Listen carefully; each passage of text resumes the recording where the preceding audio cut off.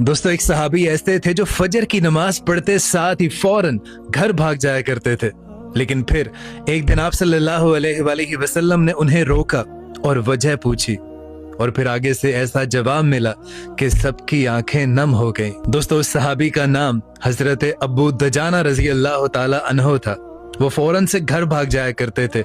लेकिन जब नबी करीम सल्लल्लाहु अलैहि वसल्लम ने उनसे पूछा कि ऐ अबू दजाना, क्या तुम्हें अल्लाह से कोई हाजत नहीं जो तुम इस तरह से दुआ मांगे बगैर अपने घर को भाग जाते हो? तो हजरत अबू दजाना रजी अल्लाह ताला अन्हो ने अर्ज की, या रसूलुल्लाह सल्लल्लाहु अलैहि वसल्लम, मेरे पड़ोस में एक शख्स का खजूर का दरख्त है जिसकी शाखें मेरे घर की तरफ झुकी हुई हैं, और रात को जब हवा चलती है तो कुछ खजूरें मेरे घर की सहन में आकर गिर जाती हैं, और मैं नमाज पढ़कर फौरन से इसलिए भाग जाता हूँ कि कहीं मेरे छोटे छोटे बच्चे भूख की शिद्दत की वजह से उन खजूरों को उठाकर नोश न कर लें, खा न लें। और या रसूलुल्लाह सल्लल्लाहु अलैहि वसल्लम, खुदा की कसम, कल मैंने अपने बच्चे के खलक से उंगली डालकर वो खजूर निकाली जो उसने वहां नीचे से उठाकर खा ली थी, और मैंने उस बच्चे से कहा कि क्या तू ये चाहता है कि तेरा बाप हराम माल लेकर कल को अल्लाह के दरबार में पेश हो? ये सारी दास्तान सुनकर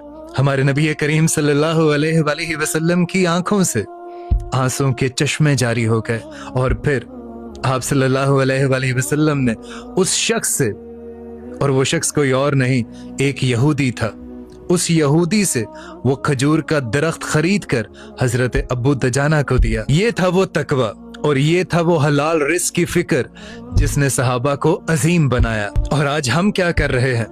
दूसरों का माल खाकर, दूसरों का हक खाकर, सूद खाकर, और फिर हम सुकून की तलाश भी कर रहे हैं। और एक बात मेरी हमेशा याद रखिएगा, इसको पल्ले से बांध लीजिएगा, कि जिस भी पेट में हराम भरा होगा उस पेट में कभी भी अल्लाह ताला की रहमत नहीं आती।